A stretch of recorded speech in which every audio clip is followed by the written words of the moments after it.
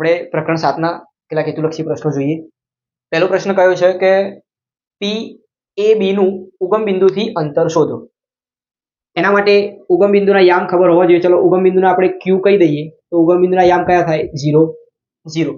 અંતર શોધવા માટે અંતર સૂત્ર આપણને ખબર છે કે PQ બરાબર વર્ગમૂળમાં x1 - x2 નો સ્ક્વેર તો a - 0 નો વર્ગ વત્તા y1 - y2 નો સ્ક્વેર તો કે b - 0 નો વર્ગ। તો આ શું થશે વર્ગમૂળમાં a સ્ક્વેર વત્તા b સ્ક્વેર આપણો જવાબ બરોબર। આ ઉગમ બિંદુથી અંતર શોધવાનું સૂત્ર એટલે ટૂંકમાં સીધું યાદ રાખવું હોય તો ઉગમ બિંદુથી અંતર શોધવું હોય તો અહીંયા a b આપ્યા હોય તો એના વર્ગમૂળમાં a સ્ક્વેર + b સ્ક્વેર લખી દેવાના। જેમ કે આના સિવાય તમને આપ્યું હોય કે pmn તો pmn ના યામ શોધવાના કે ઉગમ બિંદુથી અંતર શોધવાનું કયું હોય તો શું લખી દેવાનું વર્ગમૂળમાં m સ્ક્વેર વત્તા n સ્ક્વેર બરોબર। એક આ થઈ જાય। ચલો એના પછીનો પ્રશ્ન બિંદુ -2 - 3 નું y અક્ષથી લંબ અંતર શોધો। તો લંબ અંતરની વાત કરી છે। હવે લંબ અંતર જ્યારે આવે ત્યારે અંતર હંમેશા ધન જ મળે આપણને, એ વસ્તુ યાદ રાખવાનું। એટલે લંબ અંતરનો જવાબ હંમેશા આપણને ધન જ મળશે। આના માટે ખાલી આપણે એકવાર દોરીને સમજી લઈએ કે આપણને બિંદુ જે આપ્યું છે આ x અક્ષ છે અને આ y અક્ષ છે। આપણે ત્રીજા ચરણમાં જવું પડશે -2 અને -3 બરાબર। તો એનાથી આપણને જે બિંદુ મળશે એ કયું મળશે -2 -3। ચલો એનું y અક્ષથી લંબ અંતર એટલે યાદ રાખવાનું y અક્ષથી લંબ અંતર કે તો x અક્ષ જેટલું થાય। y અક્ષથી લંબ અંતર એ એનો x યામ પણ કયો ધન લખવાનો। -2 આપ્યો હોય તો એને ધન કરી દો, માનાંકમાં લખો તો પણ ચાલે। માનાંકનો અર્થ એવો થાય કે આમાં જે સંખ્યા લખી હોય એ ધન જ કહેવાય। તો -2 નહીં લખાય, એના જગ્યાએ શું લખાશે +2। તો y અક્ષથી લંબ અંતર, ચલો આ જ રીતે આપણે પ્રશ્ન બદલી દઈએ કે આના જ બિંદુ એનું x અક્ષથી લંબ અંતર કે તો આના માટે બીજું સૂત્ર શું યાદ રાખવાનું x અક્ષથી લંબ અંતર કે તો x અક્ષથી લંબ અંતર એ હંમેશા કયો યામ મળે એનો y યામ। તો y અક્ષથી લંબ અંતર એ x યામ અને x અક્ષથી લંબ અંતર એ y યામ, પણ યાદ શું રાખવાનું ધન જ લખવાના। તો આનો x અક્ષથી લંબ અંતર લખવું હોય તો y યામ કેટલો થશે 3 -3 નહીં લખવાનું, ધ્યાન રાખજો। એના પછી 0 0 2 0 0 3 એવા 3 શિરોબિંદુઓ એ લંબચોરસના કયા છે તો એનું ચોથું શિરોબિંદુ શોધો। ચલો આનો આપણે જવાબ આલેખ ઉપરથી જ મેળવી શકીશું। આ બધા જ બિંદુઓને આપણે ચરણમાં દર્શાવીએ x y। ચલો પહેલું બિંદુ 0 0 ઉગમ બિંદુ થઈ ગયું। 2 0 એટલે x યામ આપ્યો છે y યામ આપ્યો નથી, તો આ 2 0 અને કયું છે 0 3 તો x 0 y 3 તો ક્યાં થશે 0 3। હવે આપણને ખબર છે કે લંબચોરસની સામસામેની બાજુ કેવી હોય તો કે સરખી। તો આપણે આ બાજુ જોવા જઈએ, આ એક બાજુ તો એ કેટલી છે 2, તો એના સામેની પણ કેટલી હશે 2 હશે। તો ચલો આ 2 કરી દઈએ અહીંયા આપણે। y અક્ષ ઉપર કેટલી આપી છે એ બાજુ 3, તો સામેની બાજુ આ પણ કેટલી થશે 3, આ બાજુ 3 છે આટલું માપ, તો આ પણ કેટલું થશે 3। તો આ બંને જે સ્થાને ભેગા થાય છે એ સ્થાને કયા યામ મળશે આપણને તો જોઈએ। ચલો આનો x યામ જોઈએ, આ બિંદુથી x યામ નક્કી કરીએ તો x યામ કેટલું 2 અને એનો y યામ નક્કી કરીએ તો y યામ કેટલું અંતર છે તો કે 3। તો આપણને ચોથું શિરોબિંદુ કયું મળ્યું 2 3। આલેખ દોરીશું તો આપણે ગણતરી કરવાની કોઈ જરૂર આમાં રહેતી નથી, એટલે આલેખ ઉપરથી આપણને સીધો જવાબ મળી જશે। કઈ રીતે તો કે સામસામેની બાજુ કેવી હોય સરખી। એક બાજુ x અક્ષ ઉપર આપી છે, બીજી બાજુ y અક્ષ ઉપર આપી છે, એટલે આપણને યામ મળ્યા 2 અને 3। ચોથા નંબરનો MCQ 1 1 અને 3 3 ને જોડતા રેખાખંડનું મધ્યબિંદુ શોધો। ચલો તો મધ્યબિંદુનું સૂત્ર શું છે આપણને ખબર હોવી જોઈએ। મધ્યબિંદુનું સૂત્ર છે x1 + x2 / 2 y1 + y2 / 2। એટલે પહેલા બે x યામનો સરવાળો 2 વડે ભાગો, y યામનો સરવાળો 2 વડે ભાગો। ચલો x યામ 1 + 3 1 + 3 / 2 1 + 3 / 2 બંને સરખા જ થયા છે આપણા માટે। 4 / 2 4 / 2 તો જવાબ થયો 2 2। મધ્યબિંદુ મળી ગયા। સીધો જવાબ લાવવો હોય તો પણ લાવી શકાય। 1 અને 3 ની વચ્ચે કોણ હોય તો કે 2, 1 અને 3 ની વચ્ચે કોણ હોય તો કે 2, એ સીધો જવાબ આવી જશે એમાં। એના પછી અહીંયા કહ્યું છે આપણને a b c અને d એ સમાંતર બાજુ ચતુષ્કોણના શિરોબિંદુ હોય તો x + y શોધો। તો એમાં પણ આપણે વિકર્ણોના મધ્યબિંદુનું સૂત્ર વાપરીશું। તો કે એસી નું મધ્ય બિંદુ જે હશે એ જ કોનું થશે? બીડી નું મધ્ય બિંદુ. આપણે ચતુષ્કોણ દોરીએ એ બી સી ડી, આ બંનેના વિકર્ણો દોરીએ તો આ એસી નું જે મધ્ય બિંદુ હશે, ધારો કે આપણે એમ નામ આપીએ, તો એ કોનું હશે? બીડી નું પણ મધ્ય બિંદુ હશે. તો એસી નું મધ્ય બિંદુ બરાબર બીડી નું મધ્ય બિંદુ. ચલો એસી નું મધ્ય બિંદુ શોધવું હોય તો એ અને સી માટે એક્સ એમ લઈએ 4 + 13 ભાગ્યા 2. 4 + 13 ભાગ્યા 2 આ એક્સ એમ થઈ ગયા. વાય એમ લઈએ 2 + 5 ભાગ્યા 2. એ જ રીતે બીડી માટે વાત કરીએ, બી નો એક્સ એમ, ડી નો એક્સ એમ, તો 10 + x ભાગ્યા 2. બી નો વાય એમ 2, ડી નો વાય એમ વાય પોતે, તો 2 + y ભાગ્યા 2. ચલો સાદુરૂપ આપવા માટે પહેલા સરવાળો કરીને બંને બાજુ x એમ સરખાઈ દઈએ. તો 13 ને 4 17 ભાગ્યા 2 અને 5 ને 2 7 ભાગ્યા 2. આ તો એમને એમ જ રહેશે. 10 + x ભાગ્યા 2, 2 + y ભાગ્યા 2. ચલો બંને બાજુ આપણે x એમ સરખાઈ દઈએ અને y એમ પણ સરખાઈ દઈએ. તો x એમ સરખાઈએ તો શું થશે? 17 ભાગ્યા 2, 10 + x ભાગ્યા 2, તથા y એમ સરખાઈએ તો 7 ભાગ્યા 2 બરાબર 2 + y ભાગ્યા 2. 2 2 ઉડી જશે. 10 ને ડાબી તરફ જવા દઈએ તો 17 માંથી 10 જાય તો 7 વધશે. x ની કિંમત મળી 7. 2 2 ઉડી જશે. 2 ને ડાબી તરફ જવા દઈએ તો 5 વધશે. આ કિંમત મળી y ની. આપણે શોધવાનો છે x + y. તો x ની કિંમત કેટલી? 7. y ની કિંમત કેટલી? 5. તો 7 ને 5 12. આપણો જવાબ થઈ ગયો. ચલો આગળનો MCQ જોઈએ. વર્તુળના વ્યાસના અંત્ય બિંદુઓ 10, -8 અને -6, 2 છે, તો કેન્દ્ર શોધો. હવે આ આપણે એનો વ્યાસ કહી દઈએ. વ્યાસના બિંદુઓ કયા આપે છે? 10, -8 અને બીજો વ્યાસ આપ્યો છે આપણને -6, 2. તો હવે સીધી વસ્તુ છે કે કેન્દ્ર એ આપેલા વ્યાસ માટે શું બને? કેન્દ્ર એનું મધ્ય બિંદુ કહેવાય. તો O એ એનું શું બની જશે? મધ્ય બિંદુ. તો મધ્ય બિંદુ એ આપણું કેન્દ્ર બનશે. તો કેન્દ્ર શોધવું હોય તો મધ્ય બિંદુનું સૂત્ર વાપરીશું તો આપણને મળી જશે. મધ્ય બિંદુનું સૂત્ર શું કહીએ છીએ આપણે? x1 + x2 ભાગ્યા 2, y1 + y2 ભાગ્યા 2.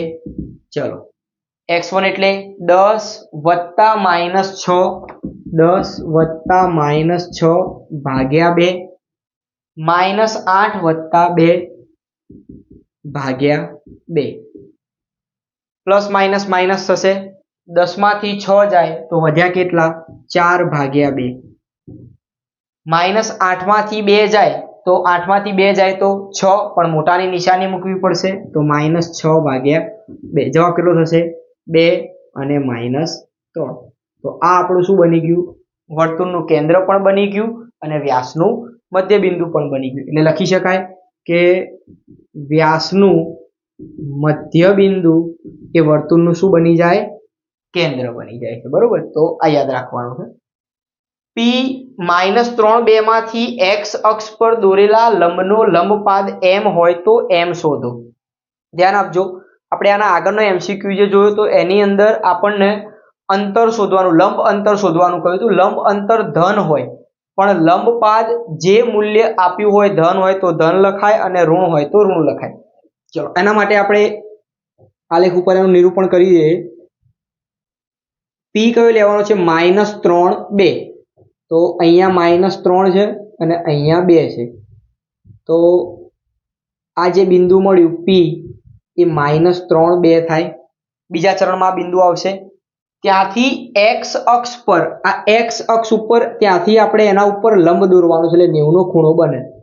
એ લંબપાદ કેટલો હશે? તો અહીંથી આપણે P ઉપરથી x અક્ષ ઉપર લંબ દોરીએ તો આપણે ત્યાં પહોંચીએ તો આપણને કયો યામ મળ્યો? x યામ મળ્યો -3. તો એ m આપણે શોધવાનો છે. તો m કેટલો થાય? -3. બરોબર. એ લંબપાદના યામ પૂછ્યા હોય, ચલો m કીધો છે, ખાલી લંબપાદ શોધવાનો છે તો એનું મૂલ્ય થશે -3. પણ એના યામ કયા હોય? તો કયા લખાય? m એક્સ અક્ષ ઉપર છે એટલે -3, વાય કેટલો થશે 0. યાદ રાખો ફરીથી, લંબ અંતર પૂછ્યું હોત તો આપણે +3 લખત, પરંતુ લંબ પાદ માંગ્યો છે તો એ કેટલો થશે -3 થશે. એના પછી 0 0 4.20 0 -4.2 આ ત્રિકોણના શિરોબિંદુઓ આપેલા છે, તો આ ત્રિકોણનો પ્રકાર શોધવાનો છે. આને પણ આલેખ ઉપર આપણે દોરી લઈએ તો આપણને તરત જવાબ મળી જશે.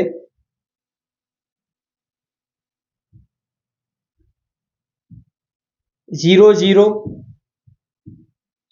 બીજું કયું છે 4.2, 4.2 એટલે આપણે અહીંયા ક્યાંક દર્શાવી દઈએ 4.20 એટલે આ એક્સ અક્ષ પરનું બિંદુ થયું. 0 -4.2 એટલે આ વાય અક્ષ પણ ઋણ વાય અક્ષ પરનું બિંદુ થયું.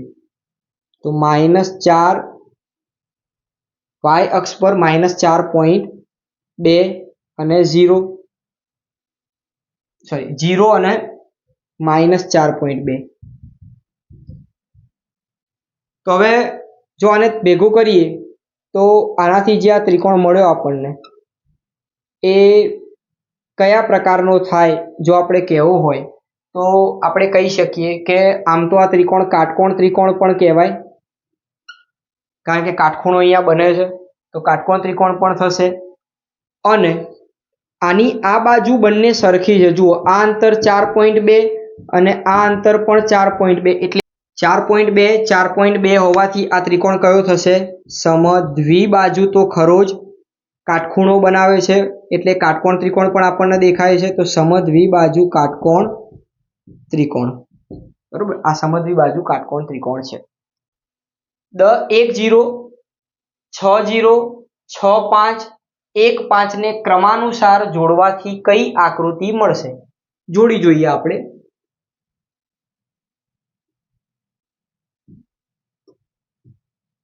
આ એક્સ અક્ષ, વાય અક્ષ. ચલો, એક્સ અક્ષ ઉપર પહેલું બિંદુ કયું લેવાનું કહ્યું છે? 1 0. 1 0 એટલે વાય આમ 0 આપ્યું છે તો એક્સ અક્ષ ઉપર બિંદુ આવશે. બીજું આપણને કહ્યું છે 6 0, એ પણ એક્સ અક્ષ ઉપર જ આવશે કારણ કે વાય આમ 0 આપ્યો છે. એના પછી એક્સ આમ 6 લેવાનો છે અને વાય આમ 5 લેવાનો છે.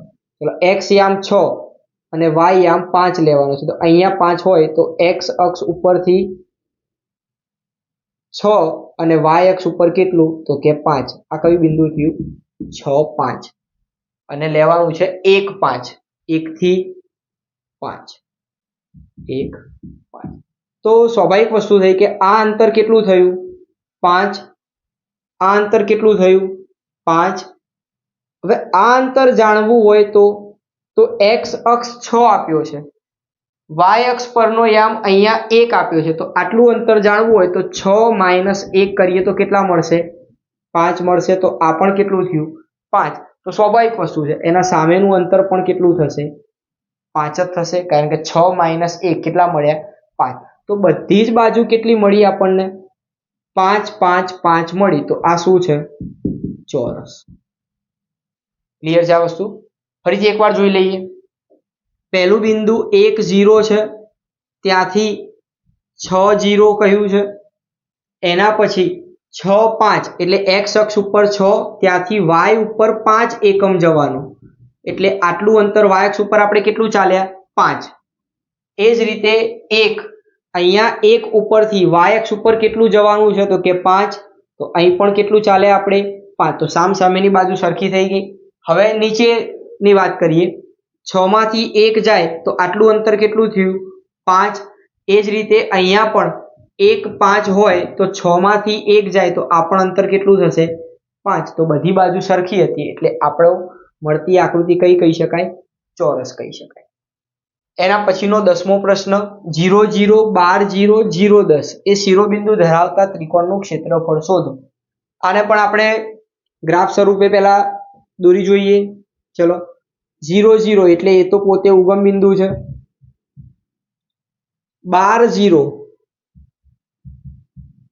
એટલે આટલું અંતર એક્સ અક્ષ ઉપર અંતર કેટલું થઈ ગયું? 12. 0 10 એટલે એ વાય અક્ષ પરનું બિંદુ થશે. 0 10 એક્સ અક્ષ 0 છે તો વાય અક્ષ પરનું બિંદુ, તો આ અંતર કેટલું થયું? 10.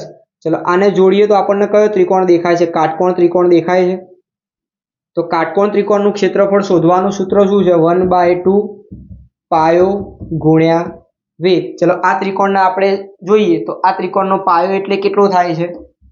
12 થાય છે. અને વેધ એટલે y અક્ષ કેટલો આપ્યો છે આપણને? y અક્ષ ઉપર અંતર 10. કેટલું થશે?